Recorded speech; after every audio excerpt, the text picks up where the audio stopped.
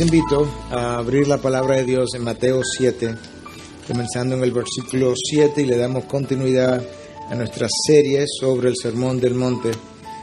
Creo que este es el mensaje 32 de esta serie, de manera que si le interesa está toda en página web y usted puede seguirla en la página. Mateo 7, comenzando en el versículo 7 hasta el 11. Pedid y se os dará, buscar y hallaréis, llamar y se os abrirá. Porque todo el que pide recibe, y el que busca halla, y al que llama se le abrirá. ¿Qué hombre hay entre vosotros que si su hijo le pide pan le dará una piedra? ¿O si le pide un pescado le dará una serpiente? Pues si vosotros siendo malos sabéis dar buenas dádivas a vuestros hijos, cuánto más vuestro Padre que está en los cielos dará cosas buenas a los que le piden. Padre, una vez más, venimos delante de ti a orar, y acabamos de orar hace un momento, pero no nos cansamos de orar. Tú eres quien dice, pedid. Y aquí estamos otra vez. Pero ahora te pedimos por tu inspiración, tu guianza a lo largo del mensaje. Guarda al mensajero de errores y pecados, Dios. No le permita tergiversar tu palabra. No le permita agregar a lo que tú no has dicho. No le permita dejar fuera lo que tú quieres que se diga. Permite que todo tu consejo inspirado en esta porción pueda ser predicado. Quítale de en medio, ponte tú en el medio, que te veas tú, Dios, y escóndele en tu mano, en tu regazo, detrás de la cruz. Que al fin, cuando todo sea dicho y hecho, tu nombre, Jesús, haya sido glorificado y exaltado en medio nuestro. En tu nombre te lo pedimos, y su pueblo dice, amén, amén. Bueno, esta es la tercera vez que Jesús habla acerca de la oración en un sermón, en el Sermón del Monte. Yo no creo que sea accidente que en el sermón más conocido de la historia de Jesús pausara, por usar así el término, 3 veces para hablar de la oración. La primera vez Él les habló de cómo no orar en las plazas públicas, para que otros los vieran y llamar la atención, que mejor lo hicieran en privado. Les dijo que no oraran con largas palabrerías, que no fueran como los gentiles que pensaban o piensan que por sus largas palabras y oraciones serían escuchados. Esa es la primera vez. La segunda vez, entonces, le habló de cómo sí orar y les dio el Padre Nuestro. Y ahí tuvimos 7 u 8 mensajes nada más desarrollando esa oración. Pero ahora que Él vuelve a hablar de la oración, Él está haciéndolo desde otro ángulo, con otra perspectiva, ampliando parte de lo que ya Él había venido diciendo a sus discípulos, y nos da una invitación de acercarnos al trono de la gracia. Este es otro de esos pasajes que ha sido ignorado por muchos, abusado, mal interpretado, tergiversado y obviamente mal aplicados, porque tú no puedes tener una buena aplicación si todo lo anterior estuvo mal. Algunos lo han ignorado este pasaje, algunos de sus hijos o muchos de sus hijos lo han ignorado y por tanto no piden lo suficiente. Otros no han buscado con frecuencia y otros no han llamado con esperanza. Y de ellos Santiago dice, bueno, no tenéis porque no pedís. Ahora hay otro grupo que en nuestros días es bastante grande, que ha tomado este pasaje como un cheque en blanco, pensando que al decir Jesús pedid, que eso no tenía ninguna condición detrás. Y ahí tú puedes encontrar al Evangelio de la Prosperidad y toda esta gente que entiende que simplemente necesita pedir, reclamarlo y que tú lo vas a recibir. Gente que vive supuestamente pisando bendiciones porque lo que tú pisas, eso se te va a conceder. Y dentro de este grupo entonces hay muchos que piensan que la clave es realmente persistencia. Tú persiste y persiste y persiste hasta que tú le cambias la voluntad a Dios, hasta que tú le tuerces el brazo a Dios, hasta que tú le tumbas el pulso a Dios, La clave es persistencia y no hay duda de que la palabra nos manda a persistir, pero la clave para recibir no es persistir. La oración que puede mucho, que es poderosa y eficaz, es la oración del justo. Y es por eso que yo necesito todo el consejo de Dios para yo poder entender lo que Dios tiene que decirme con relación a temas en particulares que Él ha inspirado en su palabra. Muchas veces el problema de nuestra oración está en que yo estoy pidiendo conforme al corazón humano que tiene necesidades, deseos, más que necesidades carnales, y entonces al orar, mis oraciones reflejan la carnalidad de mi corazón. Yo no sé si cuando tú lees este pasaje, probablemente, hoy yo solamente lo leí una vez contigo, pero al estudiarlo, tú lees el pasaje una y otra vez, una y otra vez, una y otra vez. Y si tú hicieras eso, yo no estoy tan seguro que tú tendrías la misma impresión que yo tuve, pero a lo mejor pudiera ser el caso. Pero cuando tú lees este pasaje una y otra vez, hasta que las palabras del pasaje como que saltan de la página hacia tus ojos, de repente tú descubres con toda claridad cuál es el énfasis, cuál es el meollo, cuál es el centro, cuál es la raíz, cuál es la enseñanza que Cristo quiere dejarnos en este pasaje por encima de cualquier otra enseñanza. Y la clave está en una palabra. Y esa palabra es la palabra pues, con la que comienza el versículo 11. La palabra pues es una conjunción que une dos ideas. Pero quizás esto te pueda ayudar. Me fui al diccionario de la Real Academia y quise ver qué decía de la palabra pues. Y dice que es una conjunción que denota causa, motivo, razón. Es como que yo vengo hablando contigo y después que llego a un punto te digo, pues entonces, y te doy la conclusión. Lo que te estoy diciendo al final, después del pues, tiene que ver con todo lo que yo dije primero. Es la causa, es el motivo, es la razón. De esa misma manera, la causa, el motivo, la razón de todo lo anterior es lo que está dicho en el versículo 11. Pues si vosotros siendo malos sabéis dar buenas dádivas a vuestros hijos, cuanto más vuestro Padre que está en los cielos dará cosas buenas a los que le piden. Ese es el énfasis, esa es la enseñanza, eso es lo que Cristo está tratando de resaltar. Por eso es que en el versículo 9, Cristo usa esta comparación para resaltar el corazón dadivoso del Padre. ¿O qué hombre hay entre vosotros que si su hijo le pide pan le dará una piedra? Y en el 10, o si le pide un pescado le dará una serpiente. Ese es el pasaje, esa es la enseñanza. Y ahora usted se puede ir a su casa. ¿Ya terminamos? Bueno, no todavía. Si me da 4 o 5 minutos. No, 45 minutos. Quizás entonces podemos irnos. Pero en este corto pasaje, tú puedes ver con claridad, hay una gran invitación, hay una gran promesa y hay un gran Dios. Yo quiero que veamos esas tres cosas. Comencemos con la primera, obviamente, la gran invitación. Dios me invita a pedir, a buscar y a llamar. Ahora, déjame darte algo que es un poco técnico del lenguaje original, pero yo voy a tratar de explicarlo de una forma bien sencilla que tú puedas entender la razón por la cual yo la estoy trayendo a colación. En el lenguaje original, el tiempo verbal imperativo con el que damos una orden tiene dos formas.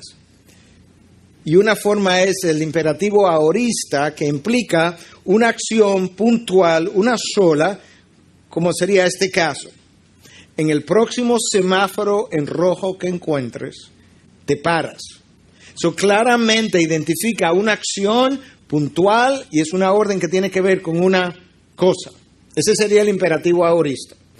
Pero hay otro tiempo verbal que es el imperativo presente, que implica una orden que tú la haces una vez y la continúa haciendo. Por ejemplo, en cada semáforo en rojo que tú te encuentres, te paras. Yo tengo que hacerlo en el próximo, pero yo tengo que hacerlo en cada uno de los semáforos que yo voy a encontrar en rojo. La razón por la que menciono esto es porque este texto, que donde dice pedir, llamar, buscar o tocar, está en el imperativo presente. De manera que a mí se me está invitando a pedir y seguir pidiendo, a buscar y seguir buscando, y a llamar y seguir llamando.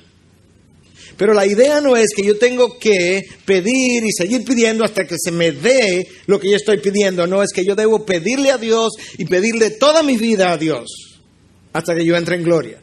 Yo debo buscar de Dios y seguir buscando de Dios todo el tiempo. Yo tengo que llamar a la puerta y seguir llamando todo el tiempo de mi vida que me resta. Esa es la idea. Yo tengo eso en una forma imperativa, presente, que me dice, eso es como Dios entiende, tú debes hacerlo para el resto de tus días. Eso nos dice a nosotros que esta invitación es extraordinariamente buena. No solamente porque viene de un Dios bueno, sino por lo amplia que es. Imagínate que en el día de hoy, una persona muy pobre de esta nación o cualquier otra recibiera una llamada de parte del presidente de Estados Unidos, y simplemente escojo al presidente de Estados Unidos por ser hasta ahora la nación más rica y poderosa del globo en estos momentos. Entonces, a pesar de que está muy mal económicamente, pero es la nación más poderosa. La persona pobre recibe una llamada de parte del presidente de esa nación que le hace una invitación a venir a su nación y poderse servir de todos los beneficios que la nación le pudiera dar, a servirse del plato de la nación norteamericana con la cuchara grande. Esa persona se sentiría, yo estoy seguro, ampliamente honrado, bendecido, alegre. La noticia circularía por todas partes, porque él sabe que el fin de sus necesidades físicas, por lo menos, ha llegado.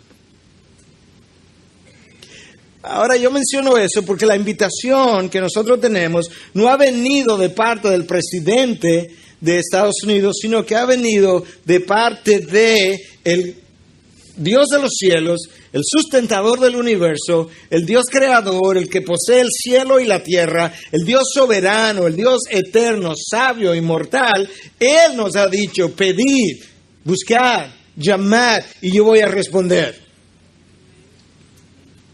Ahora, lo lamentable es que con toda probabilidad la llamada del presidente de Estados Unidos en el día de hoy a uno de nosotros con una oferta similar probablemente nos impresione y nos mueva a mayor alegría que la oferta que Dios me está haciendo en su palabra. ¿Sí o no? Esa es la realidad. Y la razón es una sola. Es porque nosotros, al igual que Pedro en Cesarea de Filipo, con frecuencia tenemos pendiente más bien las cosas de los hombres que las cosas de Dios. Esa es la razón por la que Cristo reprende a Pedro y le dice que me está haciendo piedra de tropiezo, porque tú no tienes la cosa de Dios en mente, sino las cosas de los hombres, las cosas terrenales. Esas son las que nos llenan los ojos. Y es así. Cuando Adán se separó de Dios, quedó con una mente entenebrecida. Esa mente entenebrecida no piensa bien, pero siempre cree que tiene la razón. Ese corazón que nosotros hemos heredado ahora es un corazón idólatra que prefiere sus ídolos antes que a Dios, pero no se considera culpable de idolatría. Y la voluntad esclavizada antes de venir a Cristo y profundamente debilitada aún después de venir a Cristo, debilitada por el pecado, nos tiene atrapados. Y entonces, debido a eso, ¿verdad?, nosotros tendemos a responder con frecuencia de una mejor manera a las ofertas del mundo que a las ofertas de Dios. Una vez más, yo tengo que recordarnos algo que yo mencioné en un mensaje anterior, y es que lo que deslumbra a Eva es una fruta con un sueño mentiroso detrás. Lo que le llama la atención a Acán es un pedazo de tela, es un manto babilónico y un lingote de oro con su brillo de poder. Y lo que hace que David pierda la cabeza es la anatomía de Betsabé.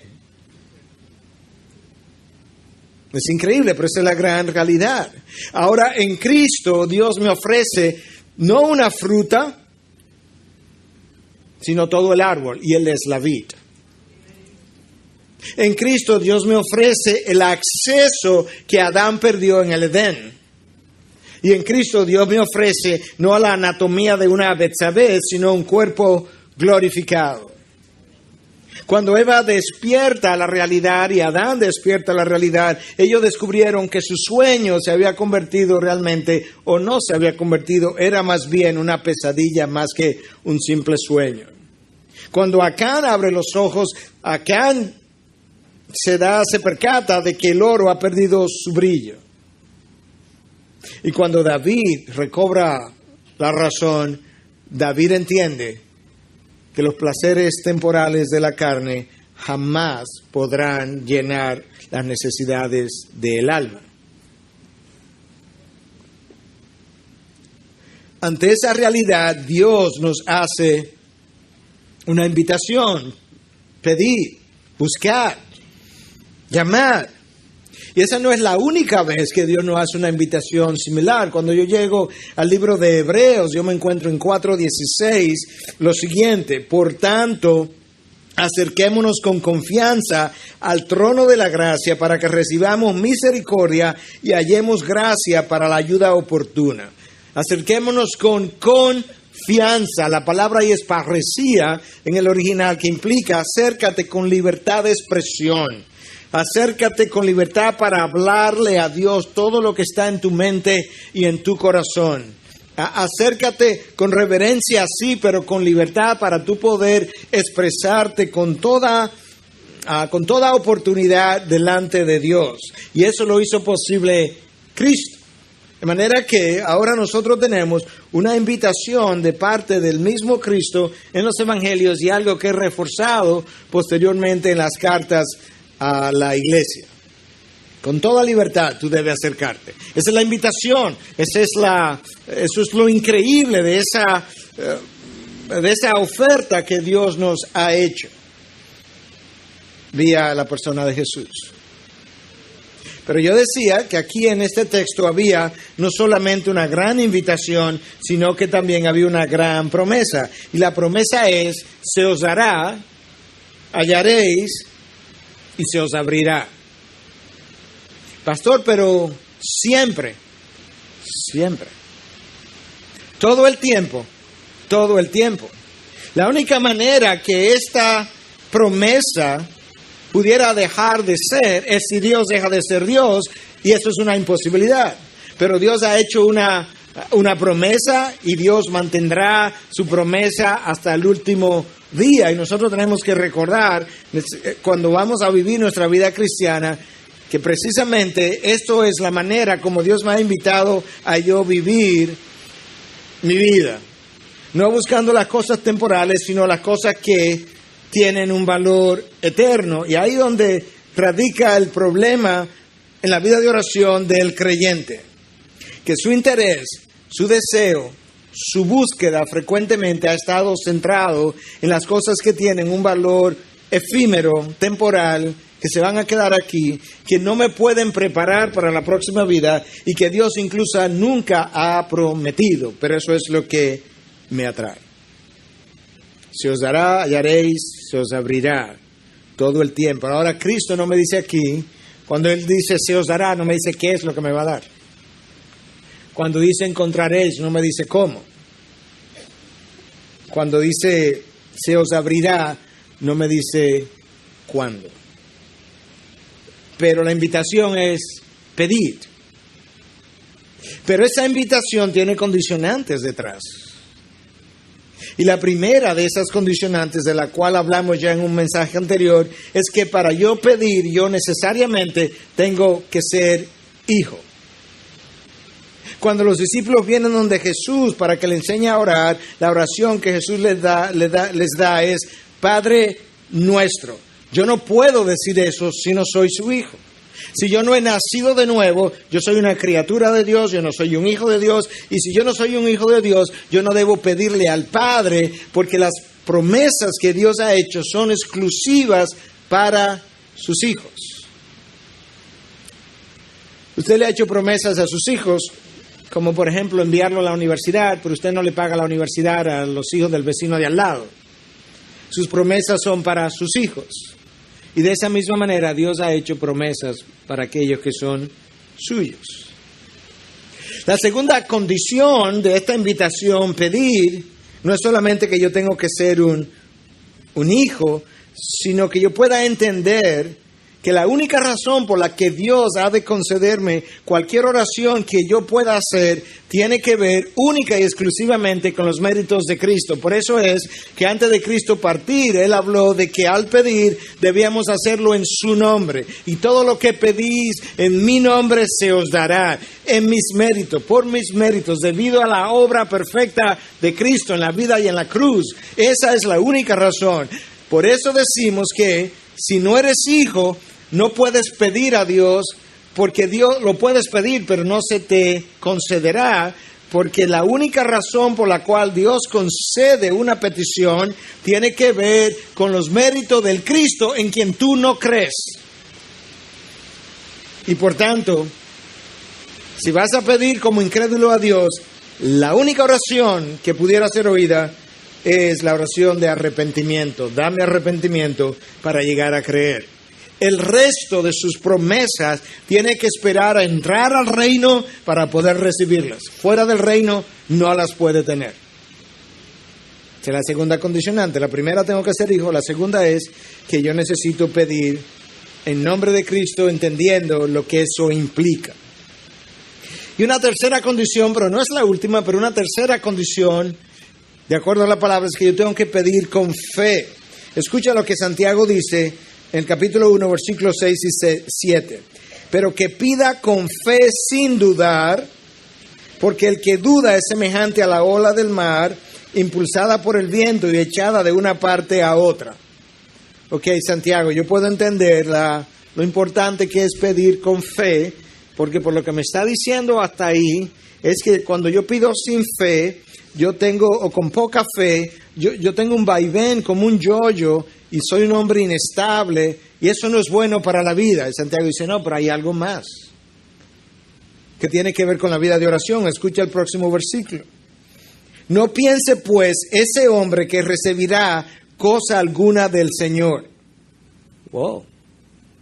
Que pida con fe sin dudar, y el próximo versículo, no piense pues ese hombre que recibirá cosa alguna del Señor. Mi fe habla de cómo yo concibo a Dios. Y mi poca fe habla de que yo realmente no confío en el corazón bueno, dadivoso, misericordioso de ese Dios, que es lo que Dios quiere dejar demostrado cada vez que Él responde a una oración. Y eso es exactamente lo que tu falta de fe y tu incredulidad ponen en tela de juicio. ¿Cuántas veces tú lees en los evangelios que Cristo dice que se haga conforme a tu fe? Mujer, tu fe te ha sanado. Tu fe te ha salvado. Yo no estoy seguro de cuál es el rol, cómo es que la fe interactúa, cómo es que el ejercicio de mi fe interactúa con el ejercicio de la soberanía de Dios. Lo que yo sí sé y creo es que ambas cosas están enseñadas en esta palabra, que Dios es soberano y las cosas se dan única y exclusivamente conforme a sus propósitos soberanos, y a la vez hay una interacción con mi fe cuando yo voy a vivir mi vida. Y Santiago me dice, si vas a pedir, pide con fe, sin dudar, porque el hombre que duda es como una ola, hacia arriba y hacia abajo, y es inestable. Y entonces me dice de una forma muy categórica, no piense pues, ahí está mi palabra, pues, ese hombre que recibirá cosa alguna del Señor. Wow. Tengo que pedir, pero tengo que ser hijo. Tengo que pedir, pero en los méritos de Cristo. Y tengo que pedir, pero tengo que pedir por fe. Dios me ha hecho una oferta. Y la oferta que Dios hace es de sus riquezas en gloria. Pero con frecuencia nosotros vamos donde Dios y le pedimos de las migajas del mundo. Y Dios dice, pero ¿cómo tú piensas? ¿Cómo tú piensas? Que habiéndote yo ofrecido mis riquezas en gloria, tú quieres que yo condescienda y rebaje mi oferta y te dé migajas del mundo. ¿Cómo se te ocurre? Pero eso es lo que hacemos. Déjame darte una idea. Dios pudiera mirar hacia abajo y comenzar a conversar con nosotros de nuestras necesidades y cómo tratamos de llenarlas. Y fácilmente Él pudiera decirnos, tú quieres aceptación y aprobación. Y yo te la ofrezco en la cruz, pero tú la quieres en el mundo. Y mi reino es cristocéntrico, no egocéntrico. Tú quieres compañía y te la ofrezco en mi espíritu para que te cambie a mi imagen. Pero tú quieres que el hombre aplauda tu apariencia porque prefieres tu apariencia a mi imagen. ¿Te das cuenta de lo que son migajas del mundo versus riquezas en gloria? Dios pudiera decir, tú quieres seguridad y está bien. Yo reconozco que tú tienes una necesidad de sentirte seguro y yo te ofrezco mi poder, pero prefieres la garantía del dinero y la cobertura de las pólizas.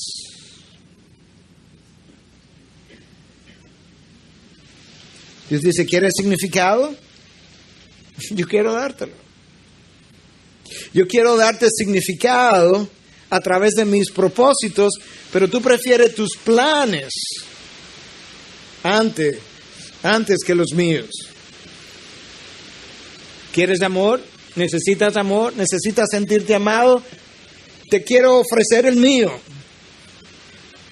Pero prefieres los brazos de los hombres antes que los míos.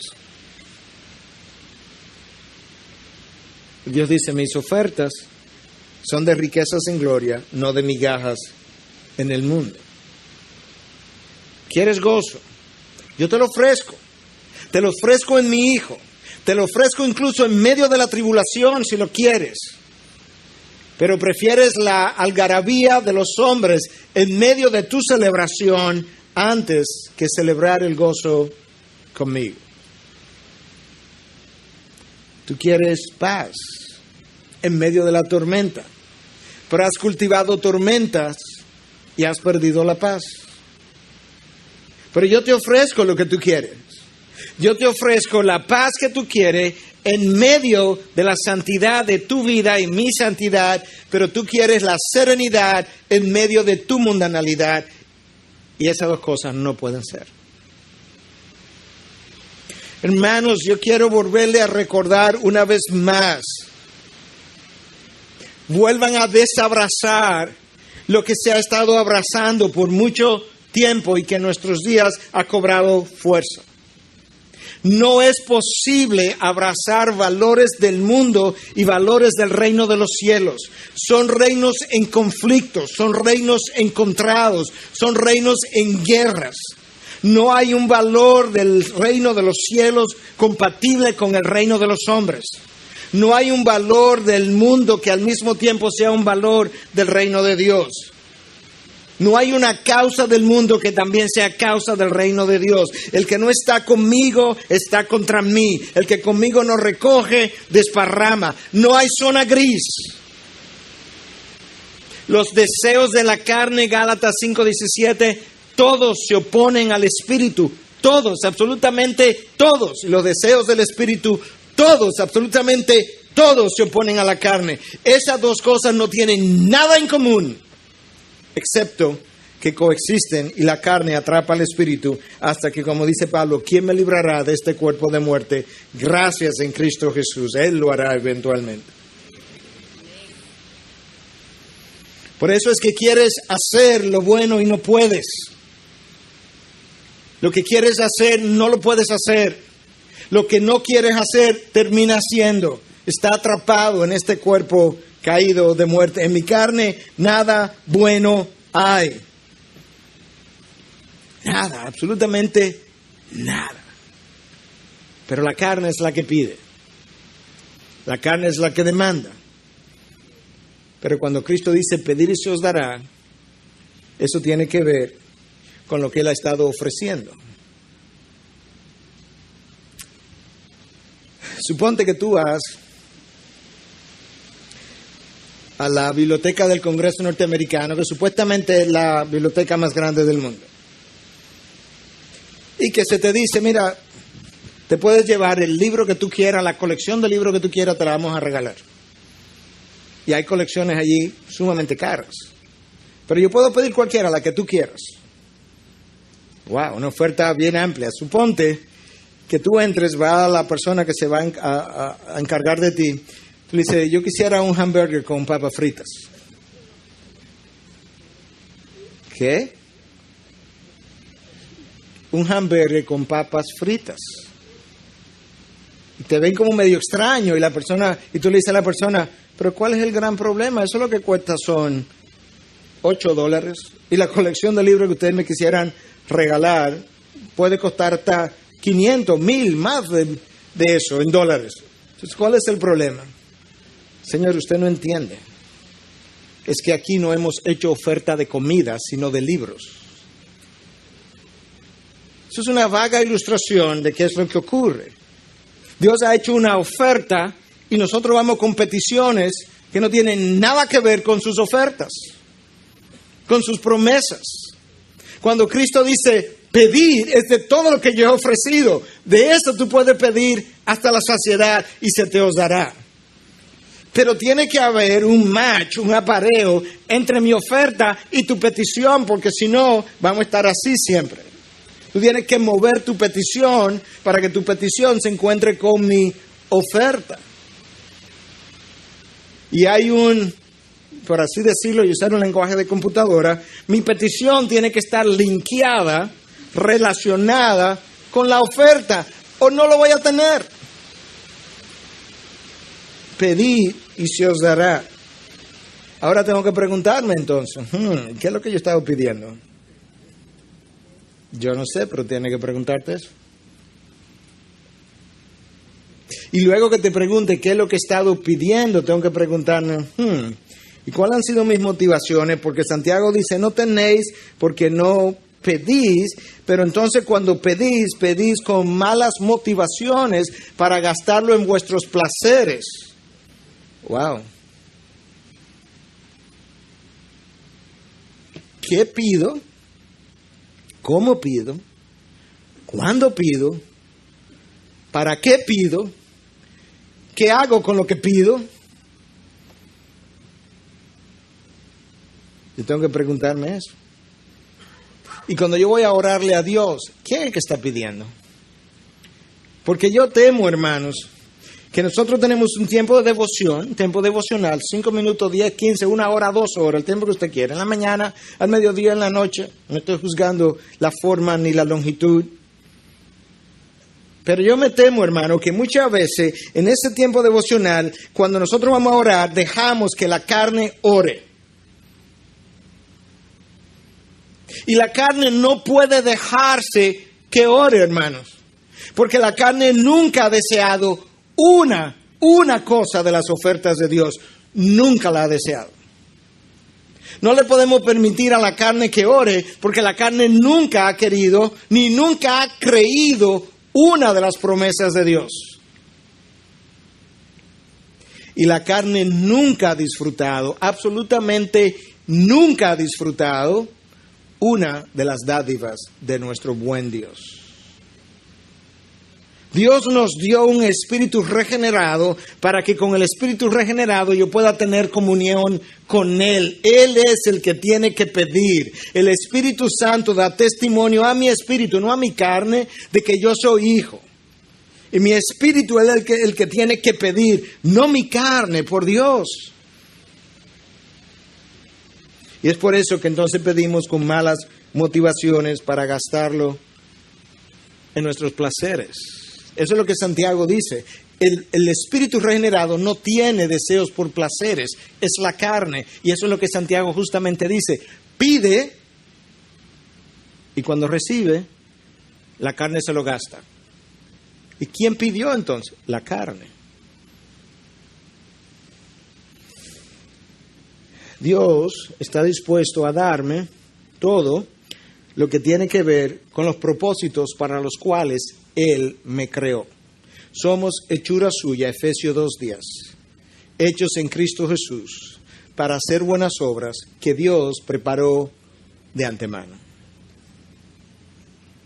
En otras palabras, aquí está Dios, yo no existo, Dios me concibe en su mente, me crea, me pone aquí y me dice, ok, comienza a caminar en esa dirección, aquí hay obras que yo preparé de antemano, sigue caminando en esa dirección para que camines en ellas, te encuentres con ellas y las lleve a cabo. Pero yo comienzo a caminar en esa dirección y a mitad de camino digo, ay no, yo lo que quiero es esto.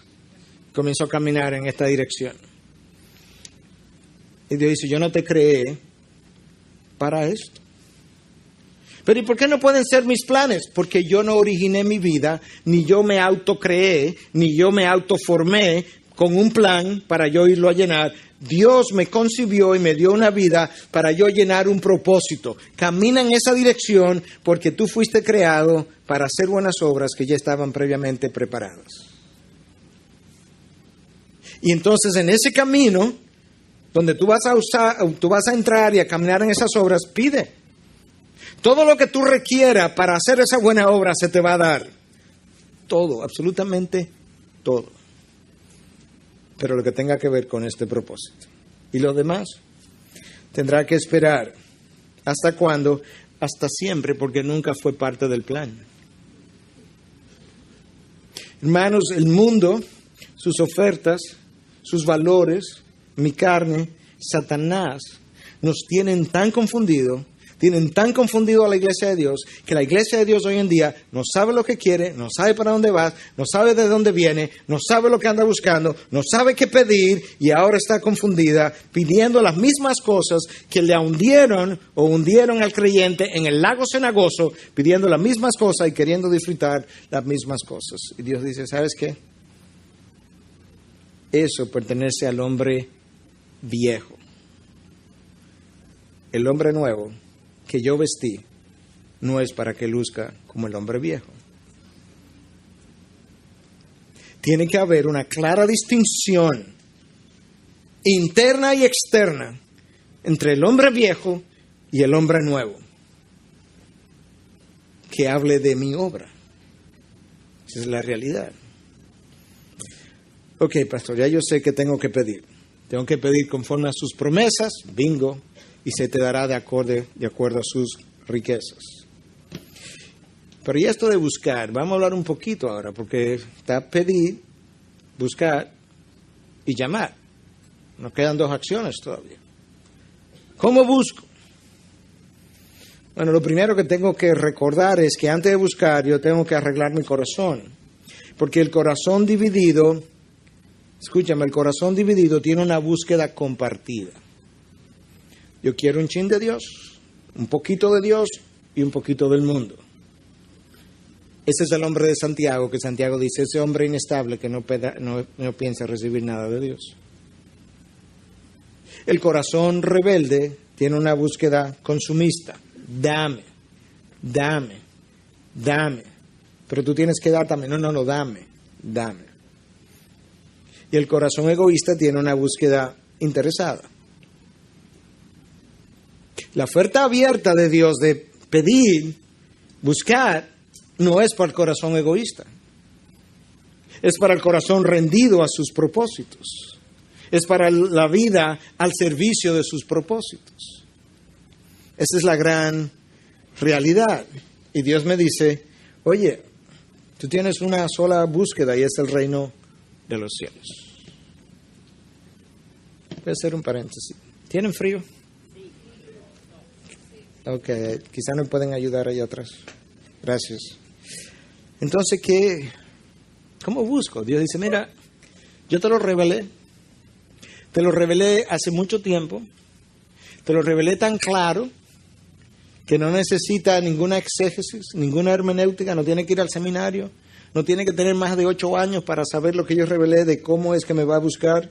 Lo único que tiene que saber es leer y ya prácticamente con eso y un poquito más podrías entender esto. Me buscaréis y me encontraréis cuando me busque de todo corazón.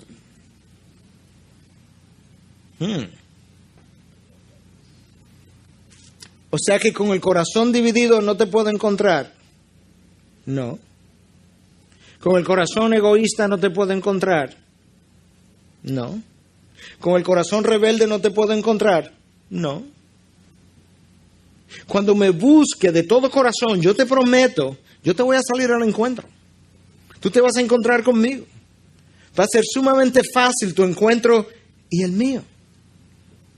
Mira qué es lo que Dios no quiere. Dios no quiere ser buscado apasionadamente, intensamente, cuando yo tengo problemas, y luego ser olvidado cuando el problema se va. Mira cómo es que ocurre muchas veces. Perdí el trabajo, al otro día aumenta mi tiempo de oración. E incluso comienzo a ayunar por primera vez. ¿Ok? Hermano, mira, yo compré un billete de la lotería. Yo sé que tú eres cristiano y tú no juegas, pero yo te lo voy a regalar. Entonces te saca un dinero largo y a los 3 días bajó la intensidad de la oración. Porque lo que causó el aumento de la intensidad de tu oración fue una necesidad que hasta un billete de lotería lo pudo suplir. Y por tanto mi búsqueda no era de Dios, era de ingresos. Si me lo da Dios, si me lo da otro nuevo trabajo o me lo da un billete de la lotería, da lo mismo.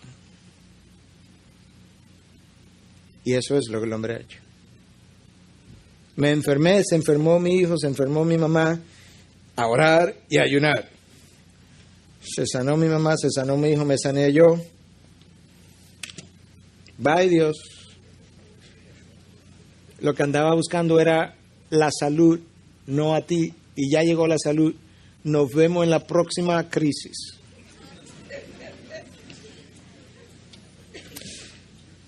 Cristo sabía que ese era el corazón del hombre y Él expresa su irritación con esa multitud. Escúchalo en Juan 6:26.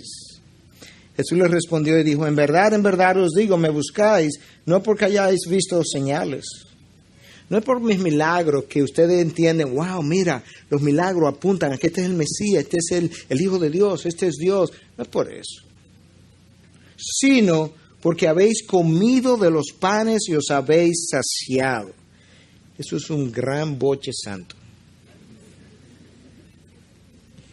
Lo de ustedes es un apetito carnal. Tan carnal que simplemente pan vacío sin mantequilla, ya ustedes están aquí de regreso. Simplemente porque fueron saciados. ¿Te has preguntado tú alguna vez por qué Cristo, con el poder de darle comida a toda esa comarca todos los días, de haber puesto una panadería a Jerusalén gratis, por qué Él no lo hizo? ¿Por qué solamente se limitó a darle comida 2 días y jamás volvió a hacerlo? Por esto. Escucha lo que Cristo dice en el próximo versículo: trabajad no por el alimento que perece, no el que yo te di ayer, sino por el alimento que permanece para vida eterna, al cual el Hijo del Hombre os dará. El Hijo del Hombre os dará. De eso es que yo quiero que tú me pidas, del pan de vida eterna, porque a este es a quien el Padre Dios ha marcado con su sello. No me pidas de este pan, pídeme del otro y yo te voy a dar del primero. No me pidas del pan terrenal, pídeme del pan eterno, yo te voy a dar el eterno y después te voy a dar el terrenal también. En esencia, Cristo está diciéndome algo de eso. ¿Cuál es la encomienda? Nosotros hablamos de esto en el sermón anterior, creo. Buscar el reino, no, en el anterior no, en el anterior al anterior, buscar el reino de Dios primero. Y todas las demás cosas se os darán por añadidura. Tú tienes una búsqueda, el reino, las cosas del reino de los hombres que tú necesitas como alimento, ropa, educación, eso que pertenece al reino de los cielos. Sabes que en cierta manera, ni lo pidas, yo te lo voy a dar. Eso es añadidura. Yo lo que quiero es que busque el reino del cielo. Lo otro te lo agrego. En esencia, eso es. No es que no lo pida, pero si no lo pides y buscas el reino, lo vas a tener. Esa es su promesa. Las cosas que son necesarias para esta vida Él me las va a dar, pero tengo que enfocarme en el reino. Llamar y se os abrirá. La tercera invitación. Algunos piensan que la puerta, o sea, la invitación es llamar, la oferta o promesa es te voy a abrir.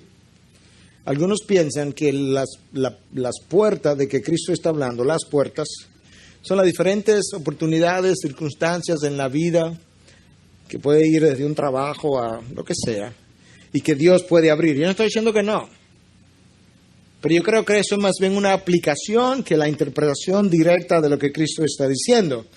Pero estoy de acuerdo que la vida tiene puertas que están cerradas, que Dios puede abrir. Hay puertas que Dios le ha puesto seguro para que nadie la abra, pero a veces yo rompo la cerradura y la abro como quiera. Y entonces lo que viene de adentro hacia afuera me devora. Pero la puerta que Dios quiere abrir es la puerta que a mí me va a bendecir. Ahora yo creo personalmente que la puerta que a mí se me está llamando a tocar es Cristo, quien se definió a sí mismo como la puerta. Toca la puerta de Cristo todo el tiempo. Él te va a abrir y cuando Él te abra, tú descubrirás todo lo que hay detrás de la puerta que estaba cerrada. Yo creo que esa es la aplicación, o mejor dicho, la interpretación directa. ¿Por qué lo creo de esa forma? Porque cuando Cristo me dice pedir, ¿a quién le voy a pedir? A Dios. Buscar, ¿qué voy a buscar? Su reino. Y ahora tocar, ¿a quién le voy a tocar? A Cristo. Y las otras cosas son aplicaciones, puertas sí en la vida que Cristo puede abrir, y la puerta que Él abre nadie cierra, y la puerta que Él cierra nadie abre. Él es soberano, Él abre, Él cierra. Eso es cierto. Pero yo creo que aquí la puerta que yo tengo que tocar todo el tiempo es a Cristo mismo. Ya vi la invitación, ya vi la promesa. Me queda una cosa, un gran Dios. Versículos 9 y 10. ¿O qué hombre hay entre vosotros que su hijo le pide pan, le dará una piedra? Si le pide un pescado, le dará una serpiente. Ahora el 11. Pues si vosotros siendo malos sabéis dar buenas dádivas a vuestros hijos, cuanto más vuestro Padre que está en los cielos dará cosas buenas a los que le piden. Bingo, esa es la enseñanza. Lo que Cristo está tratando de decir, dejen de pensar y de pedir como meros mortales que no conocen a su Padre. Dejen de revelar la condición de su propio corazón. El ladrón juzga por su condición y de esa misma manera tú estás juzgando a vuestro Padre como si tuviera vuestro corazón. Él no es así. De hecho, si tú como padre sabes dar cosas buenas a tus hijos, si tú te preocupas por Él, tú llenas sus necesidades, a ti te duele lo que a Él le duele y tú tienes un corazón malo, ¿cómo tú crees que el corazón de tu Padre es para no hacer mucho más de lo que tú haces por tus propios hijos? Es el corazón dadivoso, misericordioso, dador de Dios, es la razón de la invitación, es la razón de la promesa. Pedid porque Dios es bueno, buscad porque Dios tiene compasión, tocad porque Dios quiere abrirte. Esa es la razón de la invitación. ¿Y de qué quiere darme? De sus riquezas en gloria. ¿Por qué? Porque Dios es un Dios dador y tienes que conocerlo de esa manera. Y eso es importante porque muchas veces cuando yo he oído esto cientos de veces, cuando la oración no está llegando, surge en la mente de los hijos de Dios un cuestionamiento hacia Dios. No entiendo a Dios. Dios no me escucha. Dios me abandonó. Cuando Dios dice, oye, aunque tu padre y tu madre te abandonen, yo jamás te dejaré. Pero ante la no respuesta a la oración, uno de los cuestionamientos es, ¿me dejó Dios? No, porque para Dios dejarte, Él tendría que faltar a su promesa, y para Dios faltar a su promesa, Él tiene que dejar de ser Dios, y eso es una imposibilidad. Entonces, cuando esas cosas se dan, y estoy pidiendo y no recibiendo, estoy buscando y no encontrando, estoy llamando y nadie me abre, el cuestionamiento no puede ir hacia arriba, es hacia abajo. ¿Qué estoy pidiendo? ¿Cómo? ¿Cuándo? ¿Dónde? ¿Cómo estoy buscando? ¿Cómo estaba mi corazón al buscar? Porque si hay algo que yo sé, es que Dios se deleita en dar. Escucha Santiago una vez más, 1:17. Toda buena dádiva y todo don perfecto viene de lo alto, desciende del Padre de las luces, con el cual no hay cambio ni sombra de variación. Lo que Él prometió ayer, lo promete hoy, lo dará mañana. No hay cambio, no hay sombra de variación. No hay una parte de Dios que es buena, otra que no es tan buena y otra que es mala. No, Él es bueno, completamente bueno, de principio a fin. Dador, misericordioso, fiel. Su carácter es la base de la invitación. Su benevolencia es la razón de sus promesas. Dios es tan bueno que Él bendice incluso al impío cuando hace llover, caer la lluvia sobre buenos y malos, cuando hace salir el sol sobre creyentes e incrédulos. Dios es tan bueno que cuando yo soy infiel, Él permanece fiel. Dios no me ha hecho promesas porque yo soy tan bueno. Dios me ha hecho promesas porque Él es bueno.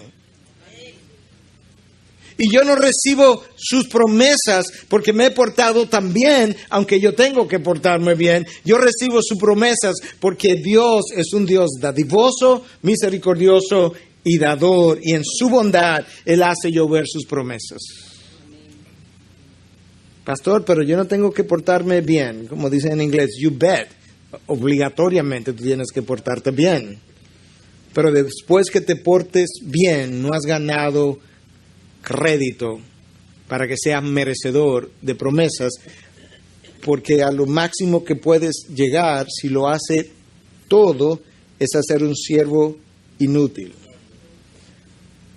O sea que ni para eso calificas, porque nadie lo ha hecho todo.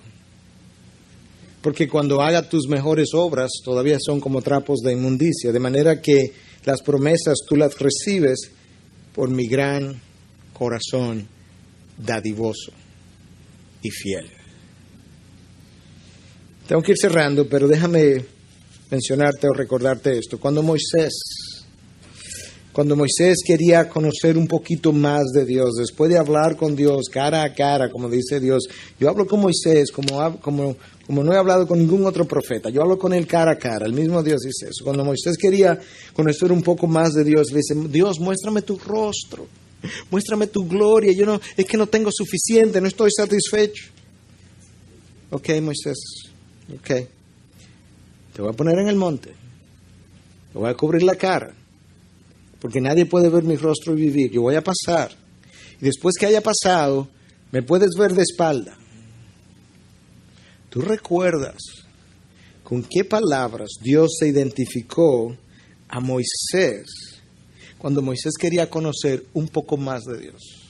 Es como que Dios dice, ok, Moisés, tú conoces todo esto y tú quieres conocer un poco más de mí. Tú sabes que tú necesitas conocer. Escucha, Moisés, esto es. Entonces pasó el Señor por delante de él y proclamó, el Señor, Dios compasivo y clemente, lento para la ira y abundante en misericordia y fidelidad, el que guarda misericordia a millares, el que perdona la iniquidad y la transgresión y el pecado. Moisés, eso es lo que yo quiero que tú recuerdes Tú quieres conocerme. Yo soy un Dios clemente, compasivo, misericordioso, lento para la ira. Yo perdono la transgresión, el pecado, la iniquidad. Es cierto que yo no dejo al culpable impune, es verdad. Es cierto que yo visito la iniquidad de los padres de la tercera y cuarta generación. Pero antes de eso, Moisés, recuérdale a mi pueblo que yo soy un Dios lento para la ira, compasivo, clemente, perdonador. Es mi gloria perdonar, Moisés.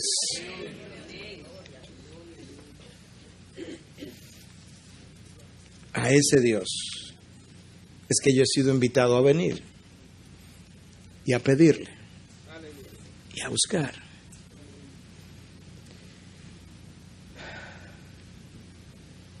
Abraham todavía estaba conociendo a Dios. Y Dios le dice a Abraham, Abraham, voy a quemar a Sodoma y a Gomorra. Y Abraham le dice, ¿de verdad? O sea, tú vas a tratar al culpable y al justo de la misma manera. Abraham, tú no sabes lo que tú acabas de decir. Tú acabas de acusar a Dios de injusto, Abraham. Tú acabas de acusar a Dios de que Él se atreve a quemar al mismo tiempo al inocente y al culpable. Tú has perdido la cabeza, Abraham.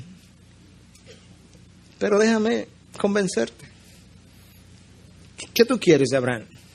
Si encuentro 50 justos, ¿tú perdonarías a Sodoma y a Gomorra? Pero claro, Abraham, tú no conoces mi corazón. Yo soy un Dios perdonador. Y 45. Igual. 30. Claro. 20. 10. Abraham. Uno, Abraham. Encuéntrame uno. Y por ese uno la perdono. Abraham, no conoces mi corazón. Clemente, compasivo. Pero no hubo. Por eso la oración no fue contestada. Juan y Jacobo vienen donde Cristo. Señor, una petición. Nada más tenemos una. Estos que están aquí pueden tener muchas, pero te van a pedir una solita, una solita. Cuando tú vengas en tu reino, ¿tú crees que es posible que yo me sienta al lado derecho y mi hermano a la izquierda? Hambre de poder, sedientos por el poder, la influencia, la fama, el nombre. No, no es posible. Pero ¿sabes por qué? Finalmente, para cerrar, los hermanos de Jesús, si tú eres, que no creían en Él, si tú eres el Mesías, sus hermanos, increíble la incredulidad, sus hermanos que lo vieron crecer sin nunca haber ofendido padre, madre, ni hijo, ni hermano, ni a nadie, ni vecino, ni nada, habiéndolo hecho todo bien, perfectamente. Quizás eso era parte de la molestia que tenían, que a Jesús nunca lo corrigieron.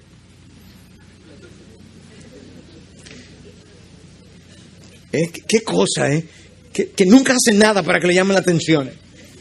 Entonces, si tú eres el Mesías, el que dice, ve y preséntate,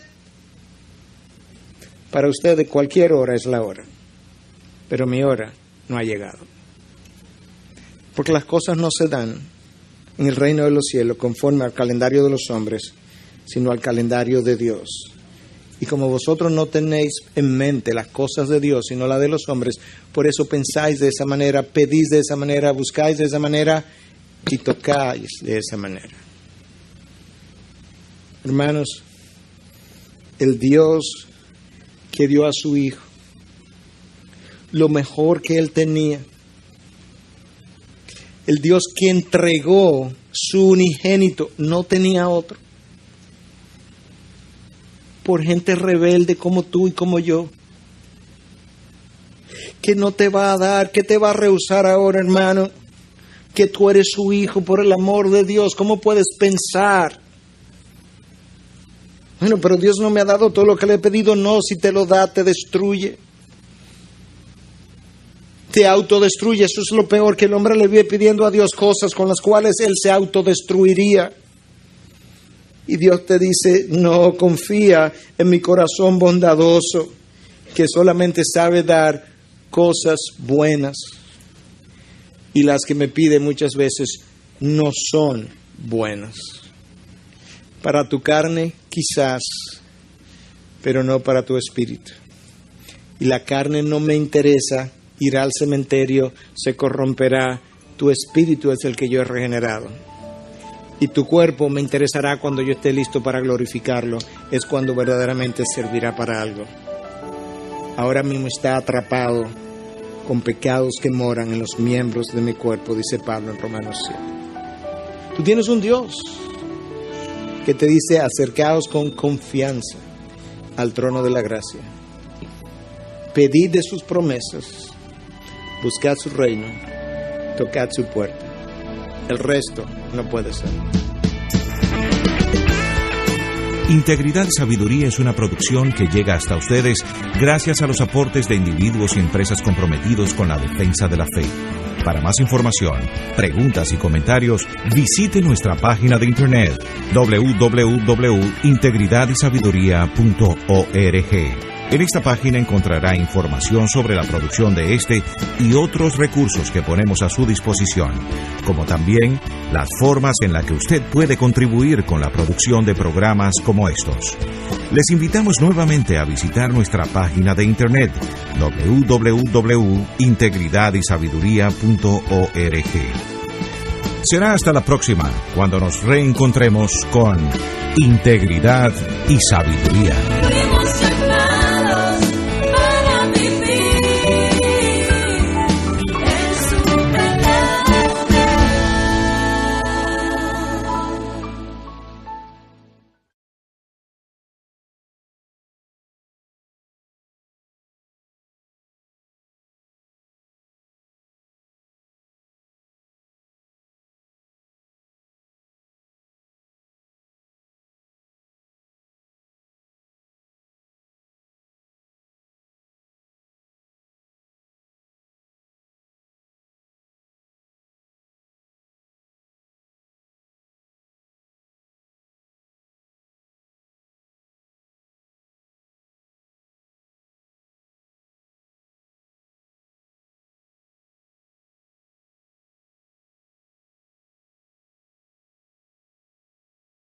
Santiago dice, bueno, no tenéis porque no pedís. Ahora hay otro grupo que en nuestros días es bastante grande, que ha tomado este pasaje como un cheque en blanco, pensando que al decir Jesús pedid, que eso no tenía ninguna condición detrás. Y ahí tú puedes encontrar al Evangelio de la Prosperidad y toda esta gente que entiende que simplemente necesita pedir, reclamarlo y que tú lo vas a recibir. Gente que vive supuestamente pisando bendiciones porque lo que tú pisas, eso se te va a conceder. Y dentro de ese grupo entonces hay muchos que piensan que la clave es realmente persistencia. Tú persiste y persiste y persiste hasta que tú le cambias la voluntad a Dios. Hasta que tú le tuerces el brazo a Dios, hasta que tú le tumbas el pulso a Dios. La clave es persistencia y no hay duda de que la palabra nos manda a persistir, pero la clave para recibir no es persistir. La oración que puede mucho, que es poderosa y eficaz, es la oración del justo. Y es por eso que yo necesito todo el consejo de Dios para yo poder entender lo que Dios tiene que decirme con relación a temas en particulares que Él ha inspirado en su palabra.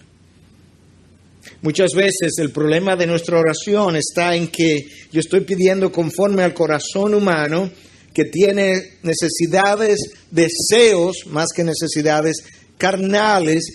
Y entonces al orar, mis oraciones reflejan la carnalidad de mi corazón.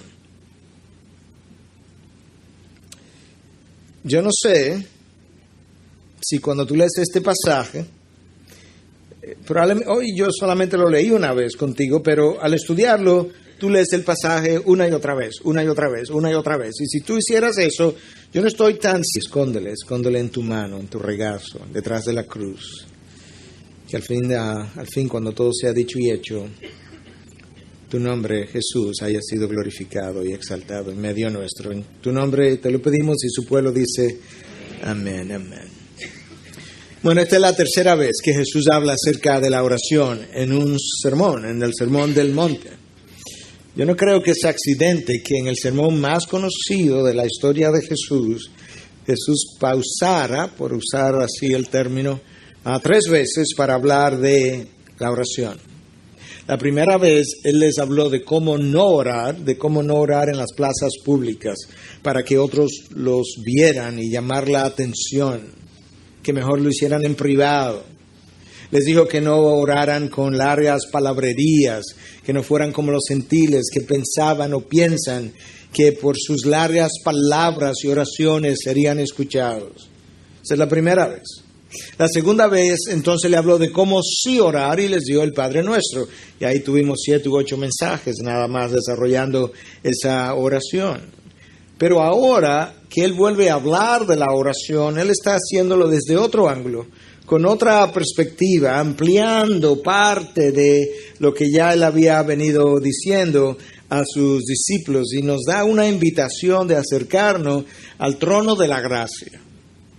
Este es otro de esos pasajes que ha sido ignorado por muchos, abusado, mal interpretado, tergiversado y obviamente mal aplicados, porque tú no puedes tener una buena aplicación si todo lo anterior estuvo mal.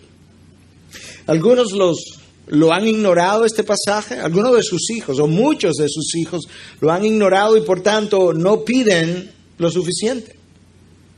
Otros no han buscado con frecuencia y otros no han llamado con esperanza. Y de ellos Santiago dice: